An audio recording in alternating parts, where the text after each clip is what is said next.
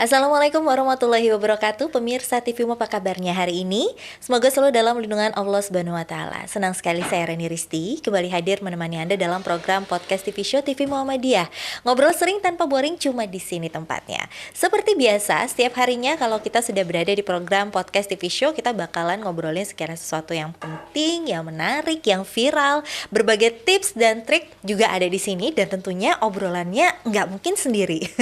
Karena pada hari ini saya sudah ditemani sama Mas Cahyo yang ada di depan saya. Assalamualaikum Mas Cahyo. Waalaikumsalam warahmatullahi wabarakatuh. Gimana kabarnya? Alhamdulillah baik, Mbak. Baik ya. Ini Mas Cahyo padahal masih muda loh, umur 23, tapi saya udah panggil Mas. Biar kesannya kita seumuran ya. Benar, Mbak. Nah, kenapa aku ngundang Mas Cahyo? Karena pada hari ini kita bakalan ngebahas segala sesuatu tentang gerakan ekologi IPM. Wah, ini anak muda, generasi muda zaman sekarang, tapi punya komunitas positif. Nah, tanpa berbasa-basi panjang lebar lagi dari saya mau langsung aja nanya ke Mas Cahyo. Mas, ini aku sebelum ngomongin tentang gerakan ekologinya sendiri, aku mau nanya dulu, IPM. Ya. IPM itu apa sih sebenarnya? Oke.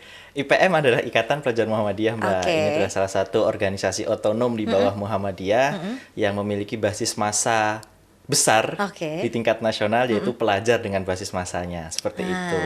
Nah, ini yang tadi udah dibilang sama Mas Cahyo, ini tuh otonom yang udah basisnya pasti besar gitu, karena bagaimanapun juga Muhammadiyah tuh pendidikan memang salah satu yang paling besar gitu ya komunitasnya. Nah, ini terus tiba-tiba dari IPM ini ada satu gerakan yang gerakannya cukup positif, bahkan aku bisa bilang sangat positif. Ini adalah gerakan ekologi. Cinta lingkungan, kurang lebih seperti itu tuh kalau disederhanakan ya. Boleh diceritakan kalau Mas Cahyo sendiri berarti sudah aktif di bidang gerakan ekologi ini sendiri dari kapan gitu, dan kenapa akhirnya mau ikut? Oke.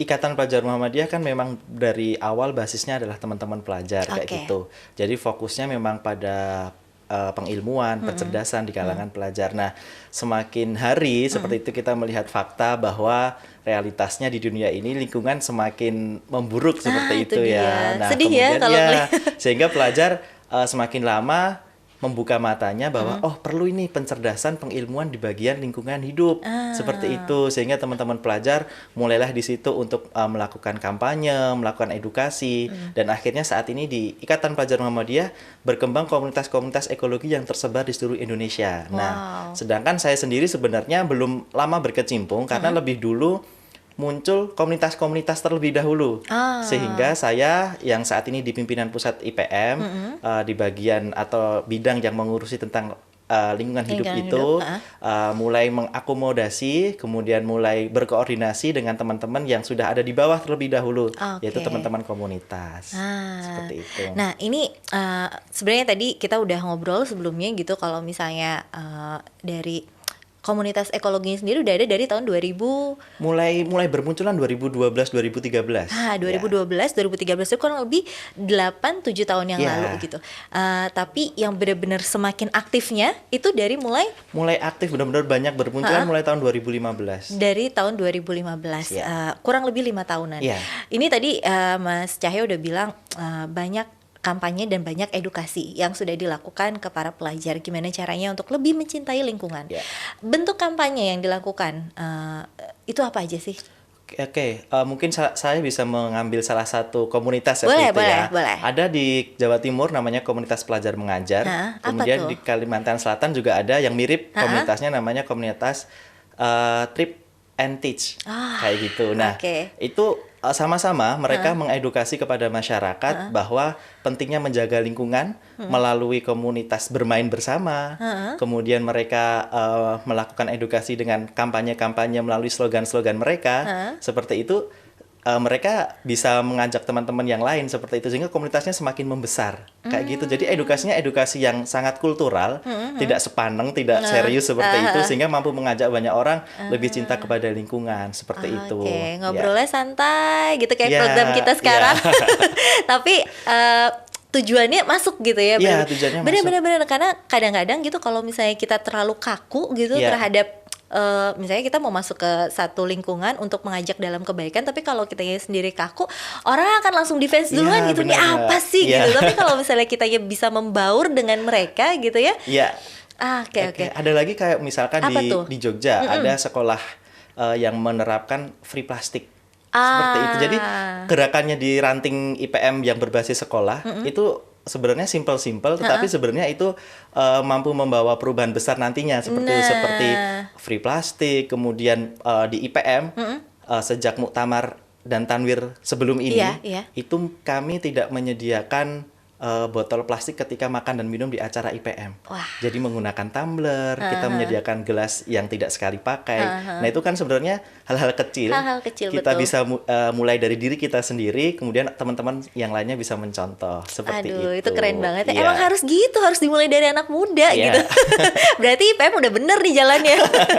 Nah, Gitu. ini gerakan-gerakan ini pasti kan gimana ya? Kalau misalnya nggak mungkin bisa berjalan gitu dengan mudah gitu. Pasti di awal itu untuk mencetuskan kita bikin ini yuk, kita bikin ini, kita bikin itu, saya kira ke seluruh daerah kalian juga bisa bikin ini kayak gitu. Nah, itu butuh proses berapa lama tuh untuk gerakan ini bagus loh, ini bagus loh, itu butuh proses berapa lama? Sebenarnya ini sudah mulai dicetuskan di Muktamar ke berapa ya? Tahun 2012 di Palembang. Itu sudah mulai ada penyadaran tentang ekologi di lingkungan pelajar seperti itu. Nah, kemudian mulai berkembang terus dimulai dari ekoliterasi yang berkembang di Jogja seperti itu awal mulanya. Nah, itulah yang menjadi awal mula teman-teman itu sadar sekali tentang lingkungan. Dimulai dari ekoliterasi. Jadi belajar dasar-dasarnya dulu seperti itu, ya. Oke. Ini menariknya gini nih. Di saat anak-anak gimana ya? Aku nggak bisa pungkiri gitu. Pelajar, anak-anak muda lah gitu, kayak seumuran Mas Cahyo gitu. Banyak pengen tahu gitu hal positif, hal negatif tuh semua kadang-kadang dilakuin gitu. Yang penting bisa merasakan ini itu. Nah, tiba-tiba kalian hadir muncul dengan satu kebaikan yang positif sekali gitu. Mengajak mereka untuk jadi positif susah gampang? Awalnya susah. Yang paling susah tuh apa? Yang paling susah di awal-awal karena memang kita belum punya percontohan seperti itu.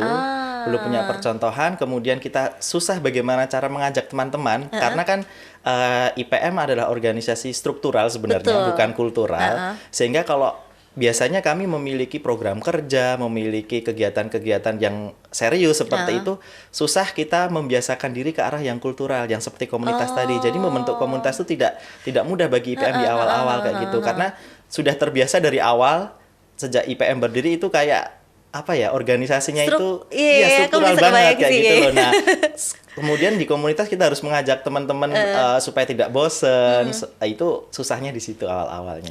Kayak gitu. Itu berarti proses sampai akhirnya bisa seperti sekarang itu kalau kamu inget gitu butuh berapa lama tuh? Itu ya kira-kira satu komunitas itu bisa menunjukkan eksistensinya seperti itu, kurang lebih bisa berjalan 3-5 tahun. 3-5 tahun. Oke. Nah, ini kalau sekarang udah ada berapa komunitas berarti? Kamu tahu nggak? Data tahun 2019 itu ada 66 komunitas di seluruh Indonesia. Terbanyak ada di Jawa Timur dan di Jogja. Ada alasan tersendiri kenapa paling banyak di Jawa Timur sama di Jogja? Kalau dari segi wilayah jelas Jawa Timur memiliki daerah paling banyak seperti itu. Kabupaten kotanya ada 38 di sana. Jadi dan di sana ada salah satu daerah namanya PDIPM Lamongan. Di Lamongan itu komunitas-komunitasnya bisa berjalan dengan subur. Bahkan IPM yang sejatinya memiliki ranting IPM itu basisnya sekolah.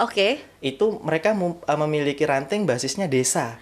Wow. Ya, basisnya desa, dan dia baru-baru ini meluncurkan kegiatan dengan slogan makan sayur hidup makmur. Waduh. Itu benar-benar anak-anak pelajar yang ada di desa kayak gitu loh. Mereka menanam bayam, menanam kangkung di lingkungan mereka masing-masing, kemudian memanen bersama-sama, masak bareng-bareng. Itu hal yang simple dan itu menurut saya menjadi best practice yang baru dibagi IPM seperti itu. Dan itu tidak ada campur tangan dari teman-teman IPM di pusat. Jadi mereka benar-benar berkembang, memiliki ide dari mereka, kalangan mereka sendiri. Kreativitas sendiri, tapi patut diapresiasi sangat gitu. Karena gimana ya, maksudnya pelajar tapi bisa berpikir yuk kita kembali back to natural dengan mengajak ikut serta. Pasti itu nggak cuma pelajar gitu, pasti mereka juga mengikut sertakan orang tua mereka dan segala macam gitu. Desa loh. Desa ya benar, bukan sekolah. Kalau sekolah kan mungkin bisa dibimbing sama gurunya dan apanya. Kalau di ranting tingkat desa itu itu hal yang luar biasa dan kami apresiasi sekali terhadap teman-teman di sana. Dan itu kayaknya justru bisa jadi salah satu percontohan untuk komunitas lainnya ya? Iya, benar sekali. Itu baru muncul 1 tahun 2 tahun ini, jadi baru terbilang baru seperti itu. Oke. Dan sampai sekarang masih berjalan, justru semakin aktif. Iya, itu ada di namanya PRIPM Sendang Harjo di Lamongan, Jawa Timur. Waduh, tuh nanti kita bisa lihat tuh gimana perkembangannya tuh. Nah, nanti di segmen berikutnya kita bakalan nanya nih, kira-kira kalau komunitas-komunitas lainnya, kalau tadi kan sayur mayur. Nah, ini ada komunitas lainnya apa aja nih sudah mereka lakukan untuk lingkungan. Nanti ya kita akan ngobrol di segmen 2, tetap di podcast TV Show TV Muhammadiyah, ngobrol sering tanpa boring, cuma di sini tempatnya.